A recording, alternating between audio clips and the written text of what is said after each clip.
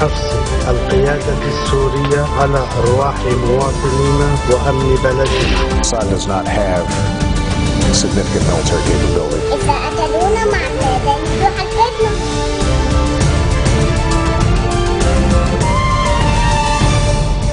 Bonjour à tous, merci de nous rejoindre sur Futur TV pour cette nouvelle édition de la rédaction. Voici les titres de ce journal. Russes et Américains se retrouveront le 28 septembre à New York en marge de l'Assemblée générale de l'ONU afin de fixer une date pour une conférence de paix sur la Syrie.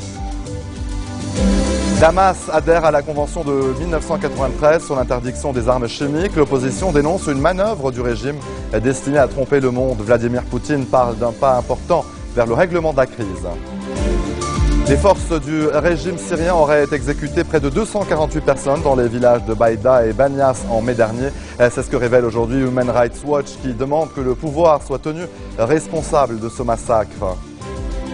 Et à suivre également dans ce journal, le Premier ministre sortant Najib Mikati réitère son soutien à la déclaration de Baabda et appelle à la formation d'un nouveau gouvernement dans les plus brefs délais.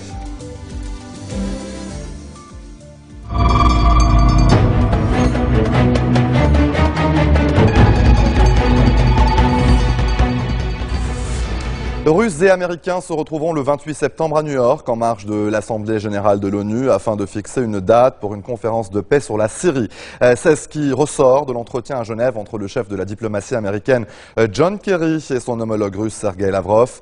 L'émissaire des Nations Unies et de la Ligue arabe pour la Syrie, Lakhdar Brahimi, participait également à cet entretien. C'est lui qui est en charge de préparer une conférence internationale dite Genève 2, une conférence dont la tenue est en permanence reportée faute d'accord entre les grandes puissances. Un des points d'achoppement, c'est la question des armes chimiques en Syrie. Russes et Américains doivent essayer de s'entendre sur les moyens d'éliminer l'arsenal d'armes chimiques. On écoute John Kerry.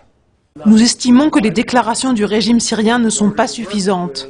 C'est pour cette raison que nous sommes ici pour travailler avec la Russie et avec Sergei Lavrov et sa délégation pour être certains que nous pouvons y arriver. Ce n'est pas un jeu.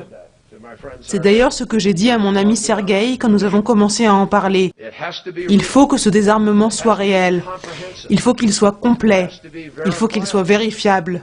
Il faut qu'il soit crédible. Il faut mettre ce désarmement en place rapidement et il faut qu'il y ait des conséquences s'il n'a pas lieu.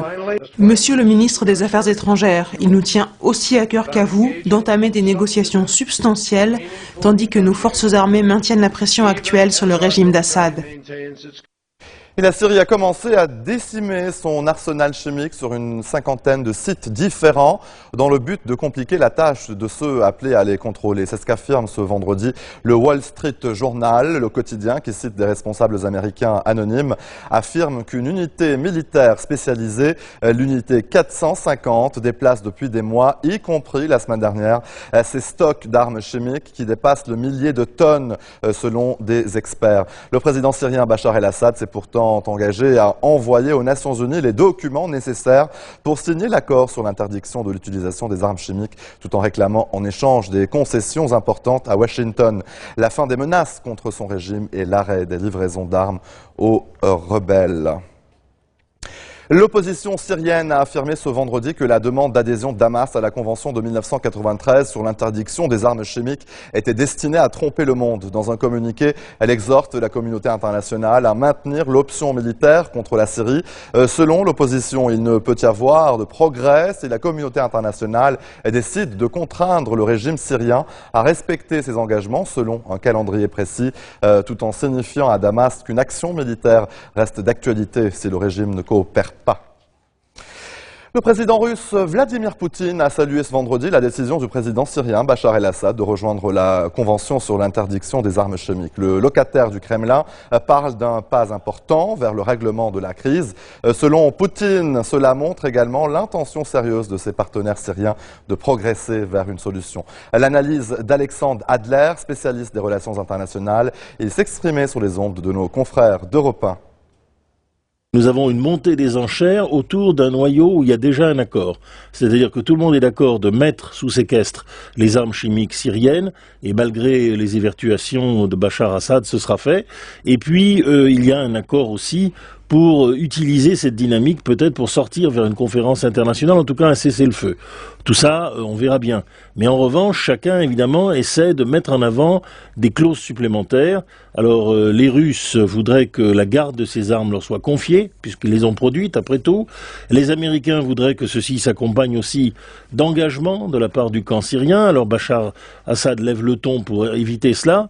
Mais finalement, après avoir exploré chacun les marges sur lesquelles ils peuvent agir, l'essentiel est là, c'est-à-dire la mise sous séquestre de ces armes. La destruction, c'est possible, mais c'est un processus technique plus long.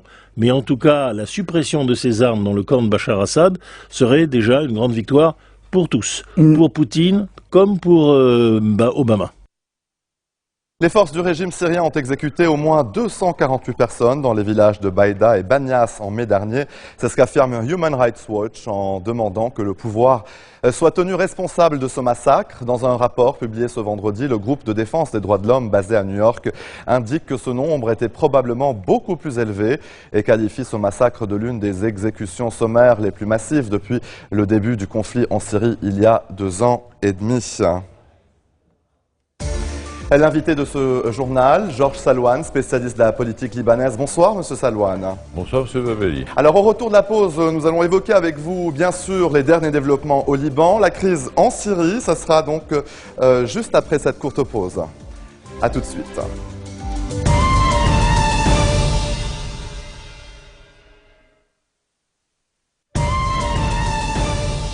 Retour sur le plateau de l'info, je vous disais, Georges Salouane, spécialiste de la politique libanaise, est l'invité donc de cette édition. Bonsoir, Monsieur Salouane. Bonsoir, Monsieur Berberi. Alors, ce matin, une délégation députée du président de la Chambre, Nabih Berri, s'est entretenue avec le président Sleiman pour parler justement de l'initiative du président Berri concernant la formation du gouvernement et la reprise du dialogue national. Alors justement, dans ce contexte, on parle beaucoup de la déclaration de Baabda, une déclaration qui a été dénoncée par le Hezbollah. À votre avis, à quoi servent justement ces déclarations et est-ce qu'elle est toujours valide ? Écoutez, la question que l'on se pose, ou que l'on doit se poser, c'est comment le président de la République, le président Mikati et les forces du 14 mars ont cru à l'engagement des membres du Hezbollah ou du représentant du Hezbollah à la déclaration de Baabda.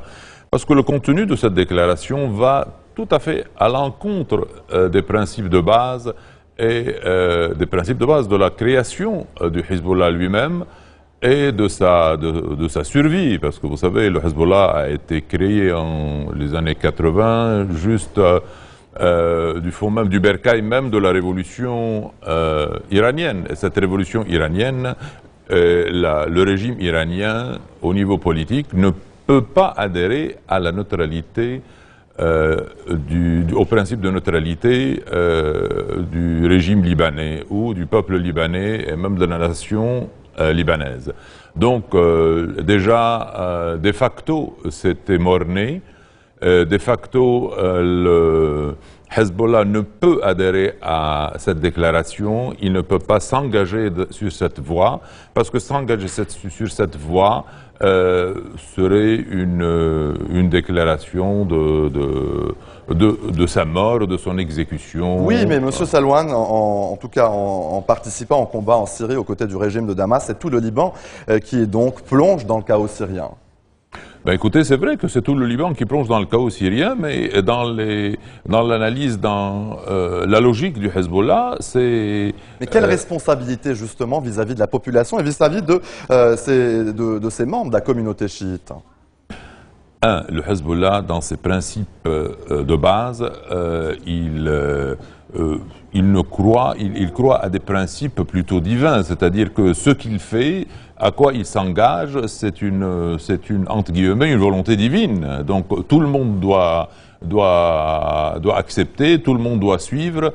Et je ne pense pas que depuis sa création, il a pris en considération les intérêts des chiites du Liban, de la communauté chiite au Liban, puisqu'il ne prend même pas en considération, dans son engagement en Syrie même, de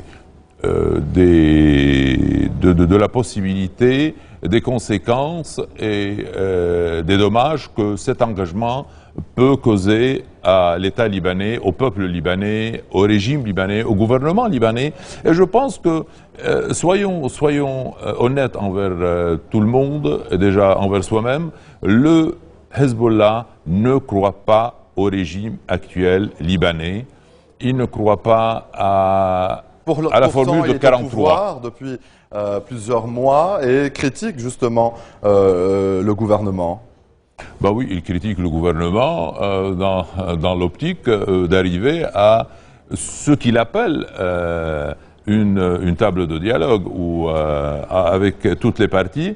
Mais pour lui, si vous voulez bien, l'essentiel, c'est d'accéder à un changement total du régime, à l'enterrement de la formule de 43, et à partir de là, tout est ouvert. Vous savez, avec la force des armes, tout peut y arriver. On peut accéder à tous ces objectifs. Dans ce contexte, le Premier ministre sortant, Najib Mikati, a appelé aujourd'hui à la formation rapide d'un nouveau gouvernement. Est-ce que le Premier ministre désigné, Tamam Salam, va-t-il donc réussir à former ce cabinet? On attend depuis plusieurs mois cette formation. Vous savez, je suis vraiment inquiet parce que je demande quelles sont les causes de l'absence du président Tamam sur le terrain politique. Un chef de gouvernement nommé pour la formation d'un gouvernement ne doit pas prendre congé. Cherche-t-on à l'écarter, M. Salouane? Je crains qu'on essaie de l'écarter et qu'on essaie de renflouer de nouveau le gouvernement actuel.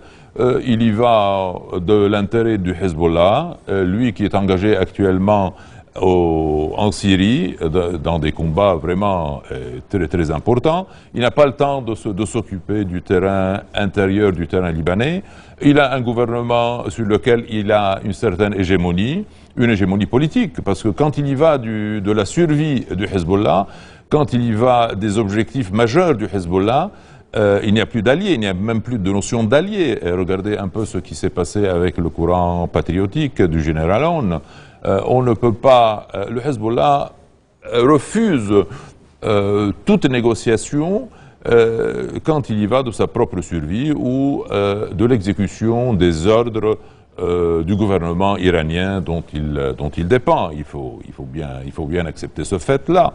Hélas, en contrepartie, la communauté chiite n'a pas pu jusqu'à présent, d'un côté, faire naître un noyau de personnalité, d'intelligentsia qui pourrait non pas faire face, mais corriger le tir au moins du Hezbollah avec aussi bien les sunnites, les chrétiens, parce qu'en fin de compte, nous, tous, musulmans et chrétiens, nous formons cette entité libanaise, nous formons ce peuple libanais. Et là, ce que nous voyons juste en ce moment en face du Hezbollah, c'est un regroupement que, en majorité, et désolé de le décrire ainsi, est formé de ce qu'on appelle les fins de série des familles qui ont joué un certain rôle dans la communauté chiite et qui ne prennent pas au sérieux cette possibilité de faire face, de corriger le tir, sans pour autant, il existe certaines personnalités, certains universitaires, certains penseurs, je ne citerai pas les noms parce que vous les connaissez, mais qui sont minoritaires dans ce regroupement. Et Monsieur Salouane, je m'excuse de vous interrompre, c'est le moment de se quitter. Nous aurons bien sûr l'occasion d'en parler dans nos prochaines éditions. Faisons tout de suite le rappel des titres qui ont marqué l'actualité de cette journée.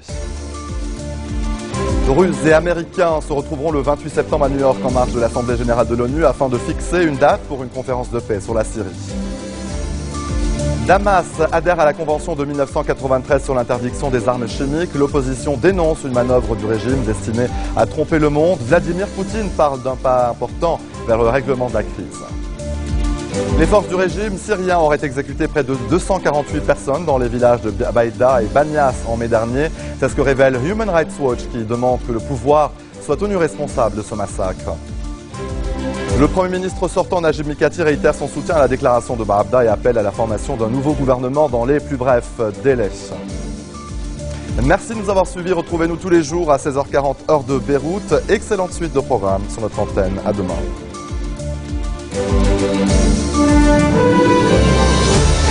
من حفظ القيادة السورية على أرواح مواطنينا وأمن بلدنا. Assad does not have significant military capability. إذا قتلونا مع اليابان